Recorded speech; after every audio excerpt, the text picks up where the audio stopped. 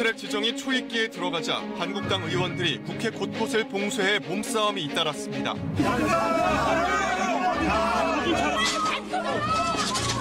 사개특위 위원 교체로 바른미래당 내홍은 더욱 격화됐습니다. 북한과 러시아가 8년 만에 정상회담을 가졌습니다. 김정은 위원장과 푸틴 대통령은 비핵화 문제를 집중 논의했습니다. 1분기 경제 성장률이 2008년 금융위기 이후 가장 낮은 마이너스 0.3%로 발표됐습니다. 금융시장이 출렁였고 정부는 경기 방어를 위해 정책 수단을 총동원하겠다고 강조했습니다. 박근혜 전 대통령 측이 건강 상태를 이유로 신청한 형집행 정지가 불어됐습니다. 병원 치료를 위해 당장 석방돼야 하는 상황은 아니라는 게 검찰의 판단입니다. 삼성바이오 분식회계 의혹을 수사하고 있는 검찰이 처음으로 계열사 임직원 2명에 대해 구속영장을 청구했습니다. 수사는 그룹 윗선으로 확대될 것으로 보입니다.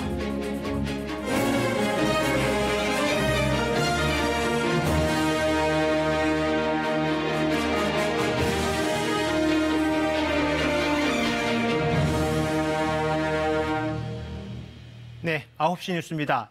이 선거법과 공수처법의 신속 처리 안건 지정, 즉 패스트트랙을 놓고 지금 국회가 대혼돈 상황입니다. 여야 사당이 패스트트랙을 시도하고 있지만 한국당이 물리적 저지에 막혀서 지금 대치 중에 있습니다. 국회의장이 경호권을 지금 발동한 상황입니다. 국회를 연결하겠습니다. 네, 안다현 기자, 지금 대치 중에 있는데 안 기자가 있는 곳은 지금 어디인가요? 네, 저는 지금 국회 로텐더 홀 앞에 나와 있습니다. 지금 대치가 벌어지고 있는 회의실은 어느 쪽입니까? 네, 의원가라고 하는 법안이 제출되는 장소입니다. 예, 그러면 지금 그쪽에서 밤이 될수록 대치 상황이 지금 더 격렬해지고 있는 거죠? 네, 그렇습니다. 방금 말씀드렸던 이 의원과라는 곳에서 현재 가장 극심한 대치 상황이 벌어지고 있습니다. 이 법안을 내겠다는 사람들과 막겠다는 사람들이 얽혀서 고성이 오가고 충돌이 이어지고 있습니다. 지금은 국회의장이 이대로는 안 되겠다고 해서 경호권이 발동된 상태입니다. 네, 지금 저 상황이면 회의는 아직 열리지 않은 것 같고 법안 발의는 어떻게 된 건지 선거법 개정안은 어제 발의됐고 공수처법, 또 검경 수사권 조정 법안은 지금 어떤 상태입니까? 네, 지금 법안이 발의된 상태냐 아니냐를 두고도 논란이 빚어지고 있는 상태입니다. 여야 사당은 한국당의 의안과를 막아선 상태라 팩스로 법안 제출 시도를 했습니다. 공수처 설치법은 팩스로 접수가 됐는데 이 검경 수사권 조정과 관련한 2개 법안 중에 1개 법안이 전송되는 과정에서 충돌이 빚어지면서 이 팩스 전송이 이루어지지 못했습니다.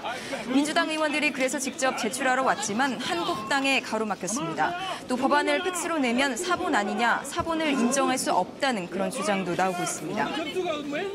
네, 그런 상황이면 지금 법안이 발의가 된 상태가 아닌 걸로 볼 수가 있겠는데 이런 상황이면 오늘 내로 정개특위, 사개특위 회의가 열릴 수는 있겠습니까? 네, 일단 여야 사당이 오늘 내로 패스트트랙 지정 처리 절차를 마치겠다는 의지는 강해 보입니다. 그런데 일부 법안의 발의가 안 된 상태라 이 부분이 마무리돼야 특위 회의는 열릴 수 있습니다. 각 당은 일단 비상 대기 상태고요. 민주당에서는 오늘 자정 전에는 마무리 짓겠다는 얘기들이 나오고 있고 또 민주당 의원들이 지금 사개특위 회의장이 정해져서 그곳으로 이동하고 있다는 소식도 전해지고 있습니다. 네, 상황 변화가 있으면 다시 한번 연결하도록 하겠습니다. 국회 안다현 기자였습니다. 네, 지금도 그렇지만 오늘 국회는 하루 종일 긴장감이 높았습니다. 패스트트랙 안건을 지정하려는 쪽과 또 어떻게든 이를 막으려는 쪽의 수싸움이 치열했습니다. 첫 관문이 바로 바른미래당 사법개혁특위위원인 오신환 의원의 교체 문제였습니다. 공수처에 반대하는 의원이 교체되느냐 마느냐에 따라서 결과가 달라지기 때문입니다. 교체에 반대하는 쪽이 물리적 저지에 나서자 교체 신청서는 팩스로 냈고 의장은 병상에서 결재했습니다. 정유진 기자입니다. 오신환 의원의 사개특위 위원 교체 신청서가 접수될 국회 의사과. 아침부터 바른정당계 의원들이 모여듭니다. 교체 신청서 접수를 아예 막겠다는 겁니다. 원내 행정실장하고 영경식 얼굴 알죠? 예. 오면 바로 막아. 그런데 30분 뒤. 팩스를 보냈죠? 오 의원을 최이배 의원으로 바꾼다는 요청서가 팩스로 접수됩니다. 당 지도부가 인편 접수가 아닌 팩스 접수를 택한 겁니다. 이제 남은 건 국회의장의 교체 허가. 반대파 의원들이 입원 중인 문희상 의장에게 달려갑니다. 조용히 가서 지금 조용히가 아니라 이 상황 때문에 원내대표하고 오늘 김관영 대표도 만나셨잖아요. 결재를 막겠다며 병실 앞을 지켜섰습니다. 같은 시각 병원을 찾은 국회 의사국 관계자들. 의원들을 피해 병실에 들어가 결재를 받았습니다. 통로가 여러 군데가 있어서 들어가실 때 의원님들과 의사국장이 조우하거나 그런 일은 없었고요. 바른미래당 지도부는 저녁 무렵 권은희 의원을 임재훈 의원으로 또 교체했습니다. 막판 법안 조율 과정에 지도부와의 이견 탓으로 알려졌는데 결국 하루 새 사개특위 위원 2명이 다 바뀐 겁니다. 본인이 원하지 않는 사보임을 했습니다. 몸으로 맡겠다는. 바른정당계 의원들은 긴급 회동을 갖고 대응책을 논의 중입니다. KBS 뉴스 정유진입니다. 네, 이렇게 오신환 의원에서 최이배 의원으로 사개특위 위원이 교체되자 이번엔 한국당 의원들이 최이배 의원 방으로 찾아가서 방문을 봉쇄했습니다. 6시간 동안 가졌습니다. 급기야 최 의원이 창틈을 통해서 회견을 했습니다. 창문을 뜯고서라도 가겠다. 그리고 경찰까지 출동했습니다. 이어서 송락규 기자입니다. 위원 교체 요청서가 국회 의사과에 접수되던 시각. 한국당 의원 10여 명이 바른미래당 최이배 의원실에 몰려듭니다. 설득하겠다는 겁니다. 국회에서의 어떤 극한적인 대립이나 충돌을 좀 막아보자는 어떤 그런 생각이라고 보시면 되겠습니다. 여기서 물리적인 뭐가 발생하지? 그렇지는 않을 겁니다.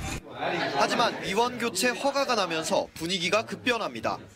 한국당 의원들은 온몸으로 최 의원의 회의 참석을 막아섰고 이거 안 되는 거잖아. 근데 여기 제 방이에요. 여기. 제 방이고 제 방에서 제 부자가 앉아서 힘 쓰지 말고 괜히 잠깐이다. 무릎까지 꿇고 길을 내달라고 요구합니다. 급기야 창문 틈새로 얼굴을 내민 채 취재진에게 도움을 청합니다. 한국당 의원님들이 오셔서 방 안에 있는 소파로 막아놓으셔서 문을 아예 열 수도 없고요. 밖에서도 밀어서 열 수가 없도록 또 잠가놓은 상태입니다. 필요하다면 진짜 여기 창문을 뜯어서라도 나가야 되는 거 아닌가 싶습니다. 최 의원이 창문을 뜯고서라도 나가겠다며 연락해 경찰과 소방관이 출동했고 결국 한국당 의원들은 6시간 만에 길을 내줘야 했습니다. KBS 뉴스 송락규입니다. 네, 특위 위원 교체를 놓고 상황이 이렇게 되자 한국당을 비롯해서 패스트트랙에 반대하는 쪽에서는 불법이라면서 법적 대응에 나섰습니다. 반면 바른미래당 지도부 등에서는 규정상 문제가 없다면서 지금 맞서고 있습니다.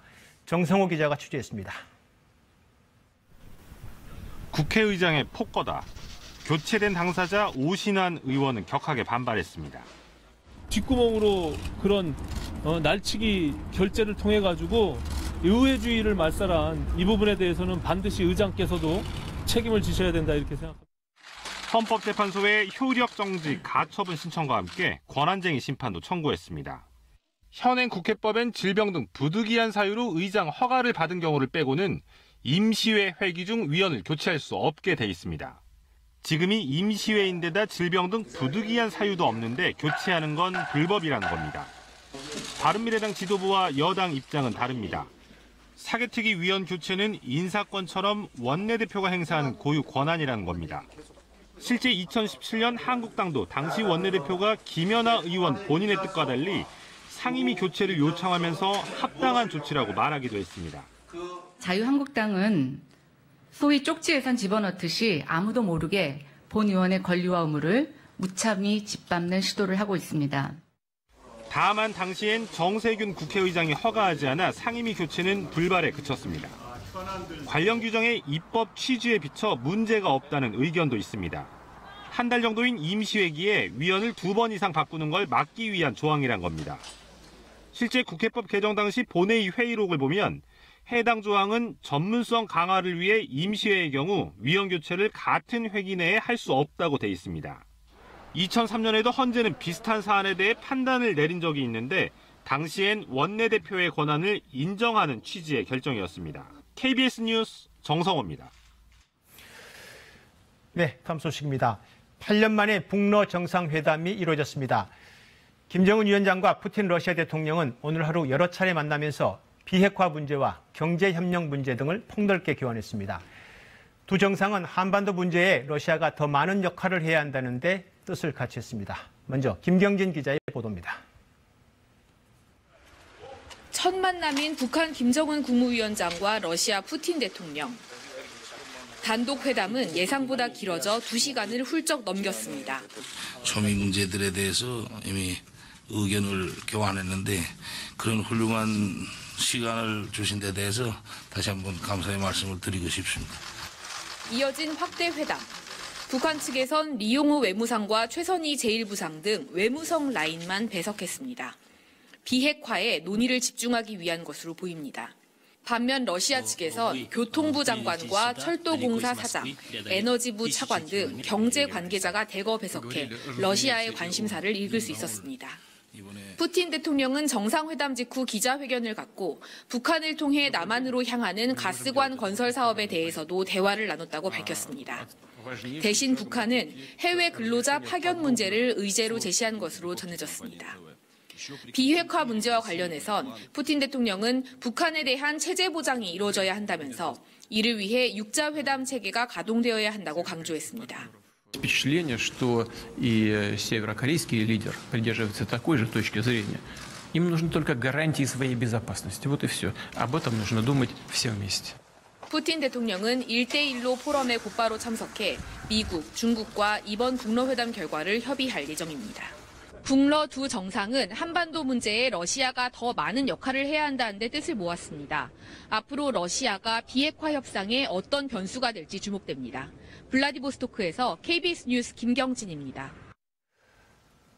네, 북러 정상회담 공식 행사는 모두 끝났습니다만은 김 위원장의 블라디보스토크 일정은 계속될 것 같습니다. 블라디보스토크 현지 연결하겠습니다. 네, 이동환 특파원, 지금 공식 행사는 끝났고 북러 두 정상 지금은 어떤 상황입니까?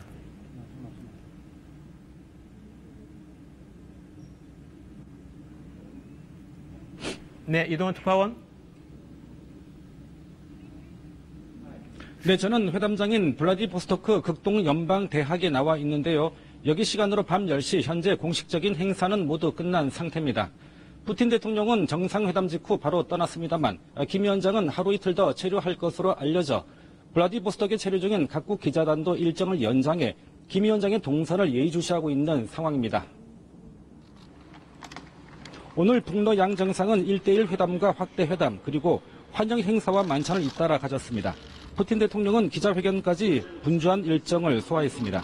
김정은 위원장은 현재 극동연방대학 내에 마련된 숙소에서 휴식을 취하고 있는 것으로 알려졌습니다. 네, 오늘 환영 행사나 만찬장에서 조금 특이한 장면은 없었습니까? 네, 공식 회담은 현지 시간으로 6시 반, 우리 시각으로는 5시 반쯤 끝났습니다. 이후 식사를 같이 하고 선물을 주고받기도 했는데 양 정상은 친례 관계의 상징으로 서로 긴 칼을 선물했습니다. 함께 공연 행사를 관람하고 양국 정상은 헤어졌는데 푸틴 대통령은 기자회견을 마치고 1대1로 포럼 참석차 중국으로 향했습니다. 네, 8년 만에 북러 정상 간의 만남인데 오늘 전반적으로 조금 간소하다는 느낌이 드네요.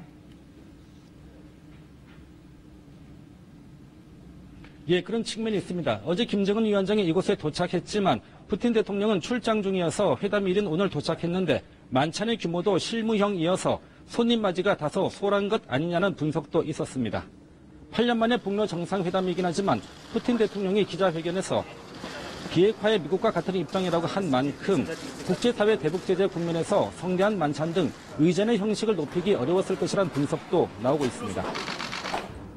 네, 회담은 다 끝났고 김정은 위원장의 향후 일정은 어떻게 되나요? 언제 돌아가는지요? 아직까지 김 위원장의 구체적인 일정은 공개되지 않았습니다. 선발대로 온 김창선 부장이 방문했던 쇼핑센터와 무역항 등을 두루 살펴볼 것으로 관측됩니다. 하지만 무엇보다 러시아 태평양 사령부 방문 여부가 가장 주목되는 부분입니다. 비핵화 이후 재래식 전력 확대를 모색하는 것 아니냐는 분석이 나오고 있는 만큼 김 위원장의 군사시설 방문은 초미의 관심사라고 할 수 있겠습니다. 지금까지 블라디보스토크에서 전해드렸습니다. 네, 이번 북러 정상회담에 대해서 미국은 다양한 메시지를 던지고 있습니다. 미국은 지중해에 항공모함을 파견해서 대규모 군사작전을 전개하는 장면을 공개했습니다. 그러면서 폼페이오 미 국무장관은 비핵화와 관련해서 김정은 위원장의 전략적 결정을 촉구하고 나섰습니다. 워싱턴 이재원 특파원의 보도입니다.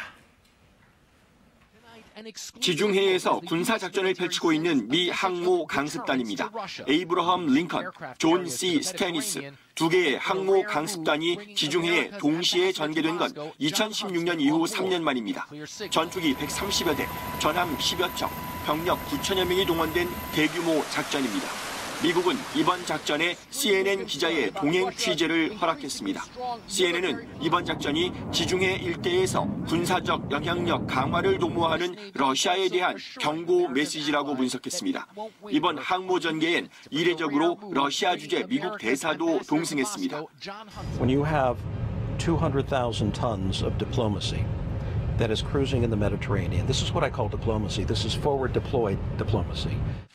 특히 북러 정상회담을 앞둔 시점에 미국이 대규모 항모 전개 작전을 공개한 건 주목할 부분입니다. 러시아에 대해 대북 제재 공조 체제에서 이탈하지 말라는 간접적 메시지일 가능성이 있습니다. 최근 북한에 대한 언급을 자제하던 폼페이오 미 국무장관은 북한 관련 발언을 다시 내놨습니다. 김정은 위원장이 할 준비가 돼 있는 결정은 단순히 군사적인 전략적 결정이 아니라 정치적인 전략적 결정이라고 말했습니다. 폼페이오 장관은 한반도의 패러다임 전환 기회는 아직 있다고 믿는다고 밝혔습니다. 북미 협상 교착 국면에서 미국은 북한과 러시아의 접촉을 예의 주시하고 있습니다. 북한의 결단을 촉구하는 동시에 제재 공조 체제에 틈이 벌어지지 않도록 신경을 쓰는 모습입니다. 워싱턴에서 KBS 뉴스 이재원입니다. 올해 1분기 경제 성장률이 마이너스를 기록하며 10여 년 만에 최악의 성적표를 냈습니다.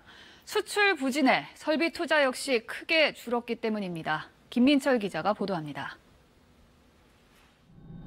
1분기의 전분기 대비 경제 성장률은 마이너스 0.3%, 2008년 글로벌 금융위기 이후 10년여 만에 최저치입니다. 설비 투자가 급감한 영향이 컸습니다. 반도체 제조용 장비와 선박과 자동차 등 운송 장비에서 11% 가까이 감소했는데 1998년 외환위기 이후 가장 큰 감소폭입니다. 수출 감소가 2분기 연속 이어졌고 수입도 줄었습니다. 여기에 지난해 4분기 경제 성장률을 끌어올렸던 정부의 기여도 축소됐습니다. 재정을 조기 집행해도 절차상 신규 SOC 사업이 1분기에 착수되기는 어렵기 때문입니다. 투자 부진이 지속되고 연말부터는 수출도 둔화되는 등으로 해서 경제 성장의 모멘텀이 강하지 않은 상태에서 정부 부분 지출의 기여도가 크게 하락하고 우려가 커지자 한국은행은 1분기에 재정과 소비 측면에 일시적 요인이 많이 작용했다며 민간 부분 성장 동력은 아주 나쁘진 않다고 설명했습니다. 또 정부의 추경안 집행과 하반기 반도체 경기 회복 등을 감안하면 수정 전망한 올해 2.5% 성장이 가능할 것이라고 내다봤습니다. 하지만 한은의 상반기 성장률 전망치 2.3%를 달성하려면 2분기에 1.5%의 성장을 해야 하는데 쉽지 않다는 전망이 우세합니다. 낮은 성장률의 영향으로 달러화에 대한 원화 환율이 2년 3개월 만에 1,160원 선을 넘어서는 등 금융시장도 흔들리는 모습을 보였습니다. KBS 뉴스 김민철입니다. 네, 앞서 보셨듯이 반도체 분야의 부진이 설비 투자와 수출을 끌어내리는 데 영향이 컸는데요. 당분간 이런 상황이 계속될 것으로 보이자 정부는 추경안 통과가 시급하다며 나섰습니다. 계속해서 오수호 기자입니다. 오늘 SK 하이닉스가 발표한 1분기 성적표는 무척 어둡습니다. 매출이 전 분기보다 30%가 줄었고 영업이익은 70% 가까이 감소했습니다. 앞서 실적을 발표한 삼성전자도 영업이익이 반토막 났습니다. 호황을 누리던 반도체 경기가 꺾였기 때문입니다. 반도체가 우리 수출에서 차지하는 비중이 20%가 넘다 보니 수출 감소를 불러왔고 대규모 투자도 이뤄지지 않아 설비 투자도 끌어내린 겁니다. 반도체가 살아나야 지표가 좋아질 텐데 빠른 시일 안에 과거처럼 호황을 누리기는 어려워 보입니다. 보통 이렇게 한번 다운 사이클이 시작이 되면 9개월 정도 지속은 되고요. 그래서 올해는 아마 3분기, 4분기 정도부터는 개선이 될 것 같고요. 긴급회의를 소집한 정부는 가능한 모든 정책 수단을 동원하겠다며 시장 진화에 나섰습니다. 민간 부문의 침체가 심각하니 재정의 역할이 중요하다며 특히 추경을 강조했습니다. 2분기 상황이 더 최악으로 치닫기 전에 한시라도 빨리 집행해야 한다고 호소했습니다.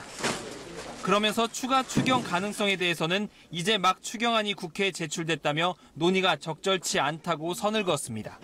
추경 예산은 언제나 타이밍과 속도가 중요합니다. 조속히 통과되어 경기 하방 리스크에 적시 대응할 수 있도록 국회의 적극적인 협조를 요청드립니다.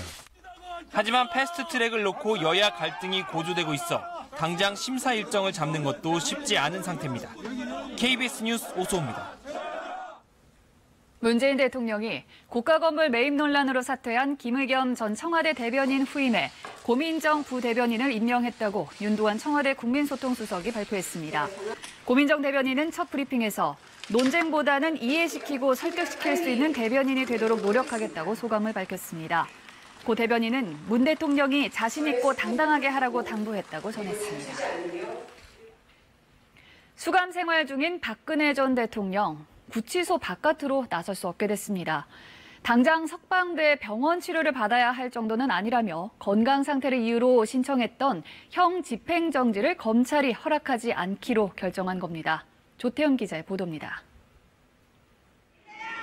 박근혜 전 대통령 측의 형 집행정지 신청 8일 만에 검찰이 내놓은 결론은 이를 허가할 수 없다는 겁니다. 형 집행정지 결정은 검사뿐 아니라 2명의 의사 등 외부 위원이 포함된 심의위를 거쳐 이뤄졌는데 다수가 석방 반대 의견을 냈습니다. 건강상의 이유로 형 집행을 정지하려면 생명에 지장이 있을 정도가 돼야 하는데 박 전 대통령의 상태가 그 정도는 아니라는 판단입니다. 박 전 대통령 측이 허리 디스크로 인한 칼에 베는 듯한 통증을 주장했지만 구치소에서 관리 가능한 정도라고 결론 내린 겁니다. 검찰은 또 국민 통합에 대한 열망에 부응해야 한다는 신청 사유에 대해선 검찰은 정치적 판단을 하는 곳이 아니라며 법이 정한 요건에 해당하는지만 고려했다고 설명했습니다.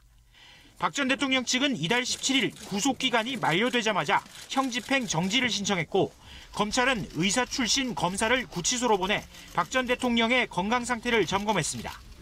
그러는 동안 박 전 대통령의 지지자들은 형 집행 정지 신청을 허가하라며 대규모 시위를 벌였습니다. 한 보수 성향 유튜버는 윤석열 서울중앙지검장의 생명을 위협하겠다는 내용의 방송을 하기도 했습니다. 중앙지검장 윤석열이 지금 이제 노출됐으니까 나만 온 게 아니라. 박상기 법무부 장관은 법집행기관을 상대로 한 협박과 폭력 선동은 결코 용납하지 않겠다고 밝혔습니다. KBS 뉴스 조태엠입니다. 이른바 삼성 바이오 분식 회계 의혹을 수사 중인 검찰이 처음으로 구속영장을 청구했습니다. 대상은 삼성 바이오의 자회사인 삼성 바이오 에피스의 임직원들로 수사에 속도를 내는 모양새입니다. 보도에 이지윤 기자입니다. 서울중앙지검 특수이부는 오늘 삼성 바이오 에피스 임직원 2명에 대해 구속영장을 청구했습니다. 지난해 11월 수사 시작 후 첫 영장 청구입니다. 검찰은 2015년 삼성 바이오로직스가 자회사인 삼성 바이오 에피스의 회계 처리 기준을 변경하면서 3천억 원이었던 회사 가치를 4조 8천억 원으로 부풀렸다는 의혹을 수사해왔습니다. 영장이 청구된 A 상무와 B 부장은 증거인멸 그리고 증거를 위조한 혐의를 받고 있습니다.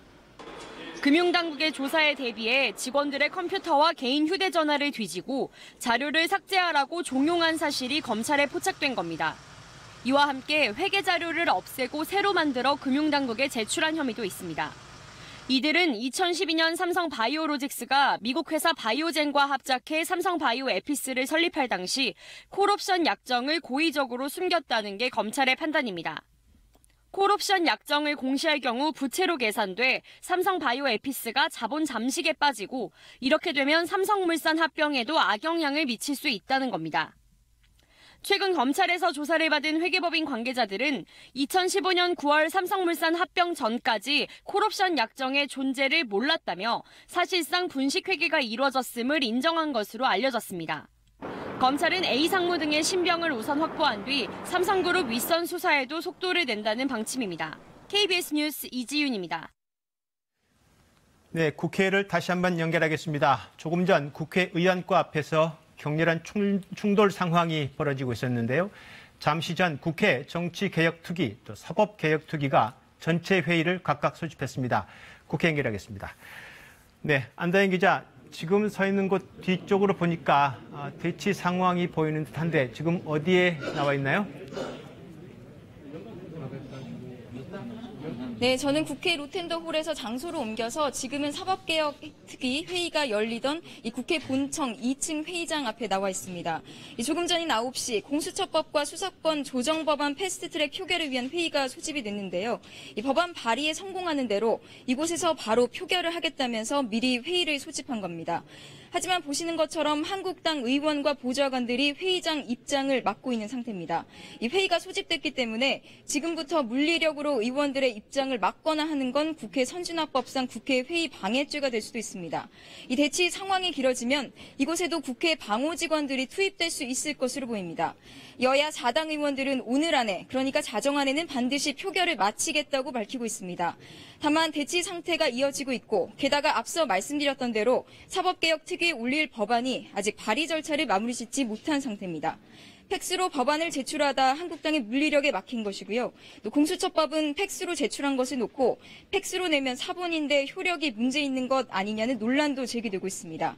일단 오늘 밤까지는 회의를 소집하려는 여야 4당과 한국당의 충돌은 이어질 것으로 보이는데 그래서 양측 모두 다 비상대기 상태입니다. 네, 국회 상황 안다영 기자였습니다.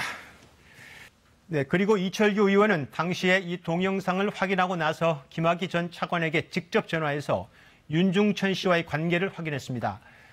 이철규 의원은 또 윤중천 씨와는 이 동영상을 어떻게 처리할지를 놓고 이야기를 나눈 것으로 확인됐습니다. 이어서 한우리 기자의 보도입니다. 이철규 의원은 김학의 별장 동영상을 확인한 뒤 평소 친분이 있던 김학의 전 차관에게 직접 전화를 걸었습니다. 동영상이 대중에 알려지기 전인 2013년 초로 추정됩니다.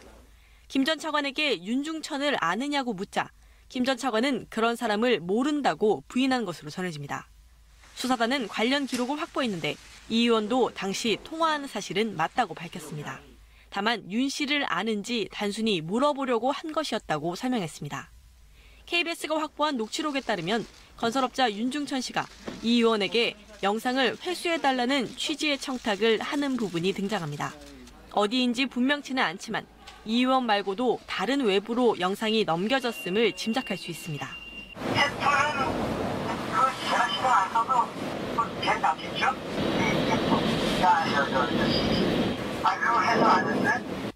반면 이 의원은 윤 씨에게 영상 속 인물이 김 전 차관이 맞는지 거듭 확인하면서 김학의 문제는 절대 건들지 마라, 유출이 안 되게 신신당부했다라고 말했습니다. 신신당부의 대상이 경찰인지 아니면 동영상을 갖고 있던 피해 여성 A씨인지는 분명치 않습니다. 수사단은 이 같은 자료를 토대로 경찰 내사 전부터 김 전 차관과 윤 씨가 동영상이 유출된 사실을 알고 있었는지 또 수사로 이어지지 않게 미리 손을 썼는지 여부 등을 확인하고 있습니다. KBS 뉴스 한은입니다. 어제 창원에서 흉기를 휘둘러 이웃집 70대 할머니를 숨지게 한 10대는 자퇴 전에 학교에서 정신적, 정서적 이상 증세를 확인하는 검사를 전혀 받지 않았습니다. 그리고 자퇴한 뒤에도 20개월 동안 관리의 사각지대에 놓여서 어제 결국 비극으로 이어졌습니다. 학교와 교육청 모두 정신건강관리를 위한 매뉴얼을 지키지 않은 것으로 드러났습니다. 이형광 기자입니다. 이웃 할머니를 살해한 A군은 2017년 3월부터 6개월여 동안 이 고등학교를 다녔습니다. 우리나라 대부분 초중 고등학교는 학생 정신건강 관리를 위해 학기 초마다 정서행동 특성 검사를 하도록 돼 있습니다. 담당 교사가 인지하거나 정서행동 특성 검사 결과 이상 증세가 확인되면 위센터와 병의원에서 상담 또는 치료를 받게 됩니다. 하지만 A군은 학교를 다니는 동안 정서행동 특성 검사를 받지 못했습니다. 검사 대상에서 A군의 학교가 빠졌기 때문인데 해당 교육청은 왜 검사 대상에서 빠졌는지 파악조차 못하고 있습니다.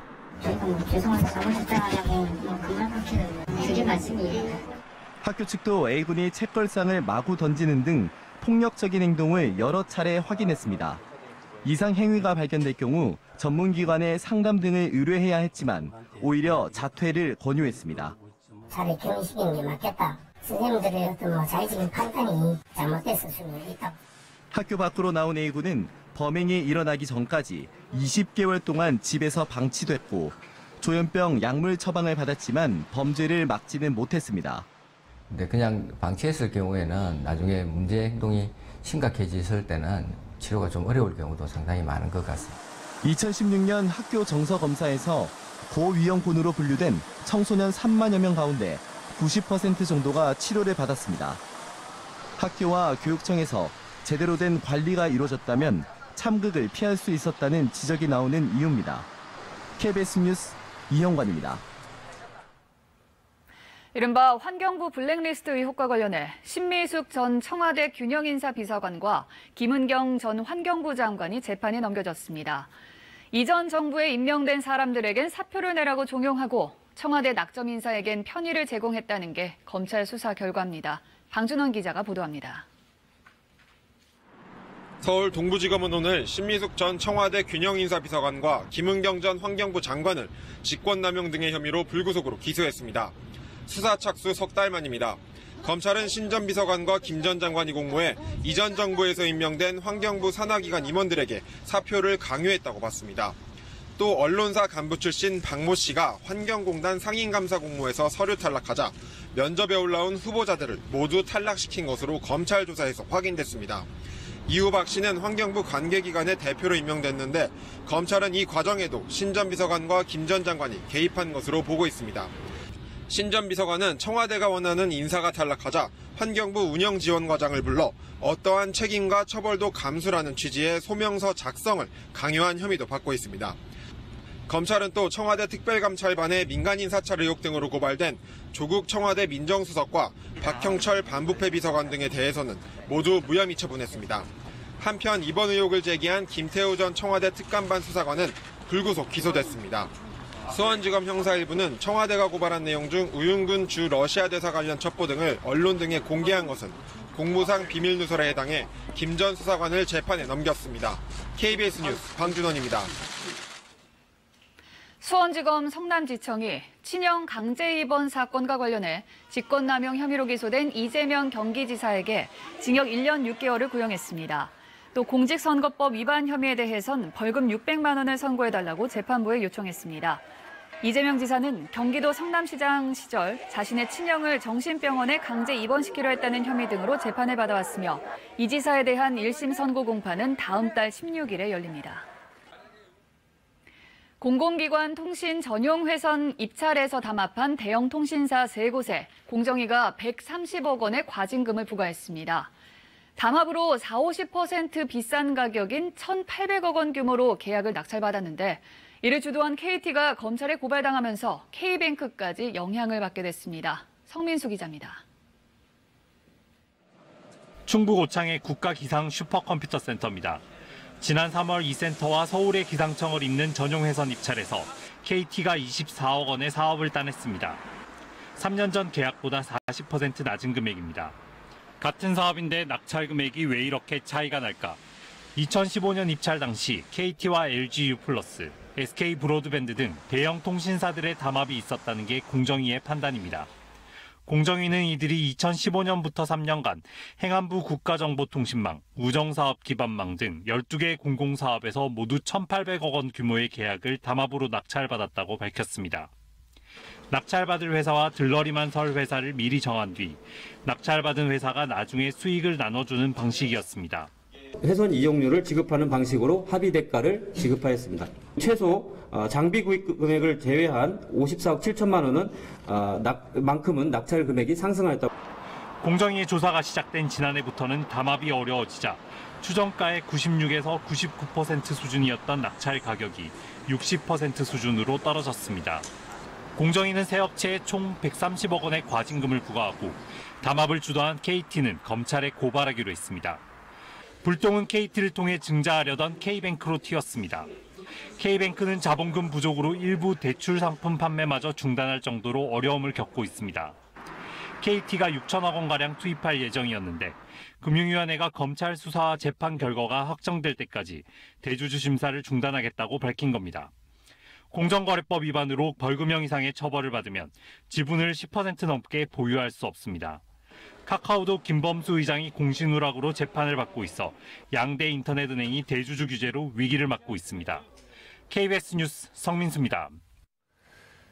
네, 뉴스 주민 시간입니다. 오늘은 오규정 기자가 나와 있습니다. 네, 오 기자, 오늘 소식 시작해 주시죠. 네, 뒤에 화면을 먼저 보시면요. 제가 오늘 오후에 성범죄자 알림이 사이트에 들어가 봤습니다. 예. 근데 보시는 것처럼 제 앞에 접속 대기자만 780여 명, 오늘 하루 종일 이렇게 접속자가 몰렸습니다. 예. 어제 한 방송에서 조두순의 얼굴이라는 사진이 처음 공개되면서 이렇게 성범죄자 알림이 사이트에도 관심이 높아진 거죠. 지금 조두순은 아직 감옥에 있는 거고요. 네. 출소까지 1년 넘게 남은 거고요. 네, 그렇습니다. 그런데 벌써 이렇게 관심이 있는 걸 보면 분노라든가 우려가 크기 때문이겠죠. 네, 아무래도 조두순이 저지른 범죄가 그만큼 충격적이었다는 의미겠죠. 그리고 특히 얼마 전 진주에서 방화와 살인을 저지른 안익범의 경우에는, 안인득의 경우에는 수사 단계에서부터 얼굴이 공개가 됐잖아요. 예. 근데 범죄의 잔혹성에 비하면 조두순이 받은 징역 12년이라는 형량 자체도 문제였는데 이 안인득은 신상을 공개하면서 왜 조두순은 공개하지 않느냐 이런 목소리가 나오는 겁니다. 이 안인득을 공개한 건 범죄 수단이 뭐 잔인하거나 또 뭐 재발이 우려되거나 그럴 경우에 좀 공개하는 규정이 있기 때문에 공개한 거 아닌가요? 네, 그렇습니다. 특정 강력 범죄법 8조 2항에 그렇게 규정이 돼 있는데요. 근데 이 조항이 생긴 게 2010년입니다. 그리고 조두순이 범죄를 저질렀던 건 2008년인데 이때는 그게 없었던 거죠. 그래서 공개가 안 됐던 겁니다. 예, 소급 적용이 안 된다는 건데 출소 전까지는 그렇다 치고 네. 출소 후에는 어떻게 되는 겁니까? 이 조두순의 출소가 그러니까 2020년 12월 13일이고요. 예. 그리고 출소한 뒤에는 7년 동안 전자발찌를 부착해야 하고 그리고 5년 동안은 성범죄자 알림이 사이트에 신상이 공개됩니다. 그래서 조두순 이렇게 이름을 검색을 하면 얼굴과 사는 곳 등을 확인할 수 있습니다. 그리고 네. 뭐 조두순 거주지 주변에 아동이나 청소년이 있는 집에는 우편물로도 고지가 됩니다. 그럼에도 불구하고 조두순의 범죄를 생각하면 불안이나 우려를 잠재우기는 어려울 것 같고요. 네, 여전히 문제가 남아있기 때문인데요. 아까 보셨던 그 성범죄자 알림이 사이트나 집으로 날아가는 우편물은 이게 본인만 볼 수 있고요. 이거를 캡처하거나 복사해서 다른 사람에게 전달하면 징역 5년 이하 그리고 5천만 원 이하의 벌금에 처해질 수도 있습니다. 또 사이트에 성범죄자의 주소가 나와 있는데요. 이게 정말 거기에 살고 있느냐의 문제도 있을 수 있습니다. 전담 보호관찰관을 지정한다고는 하지만 이게 관리 인력이 턱없이 부족한 게 현실이고요. 오늘 보셨듯이 그 사이트마저도 하루 종일 접속이 좀 지연될 만큼 안정적이지 않았습니다. 이미 죗값을 치른 사람의 인권도 저희가 간과해서는 안 되는 문제지만 조두순의 출소를 앞두고 온 국민이 공포에 떨어야 하는 이유가 무엇인지 고민해야 할 것 같습니다. 네, 규정도 그렇고 뭐 추가 대책이라든가 좀 필요한 상황으로 보이네요. 네, 예. 그렇습니다. 네, 뉴스주민 오규정 기자였습니다.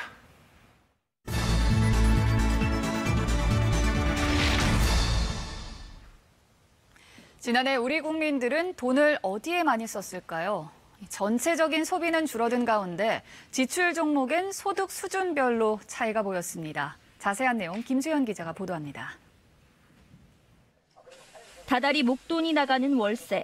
마음대로 줄일 수도 없어 저소득층 가구에는 가장 큰 부담입니다. 둘 식구니까 생활에는 그렇게 많이는 들어가고 제일 큰 돈 들어가는 거 그 집세예요. 지난해 월세가 크게 오르면서 저소득층은 주거비에 돈을 가장 많이 썼습니다. 소득 하위 20% 가구의 한 달 평균 지출 115만 원 가운데 주거비가 전체 지출의 20%를 넘었습니다. 다음으로 많은 식료품 구입비를 합하면 먹고 사는 데 쓴 비용이 지출의 40%가 넘습니다.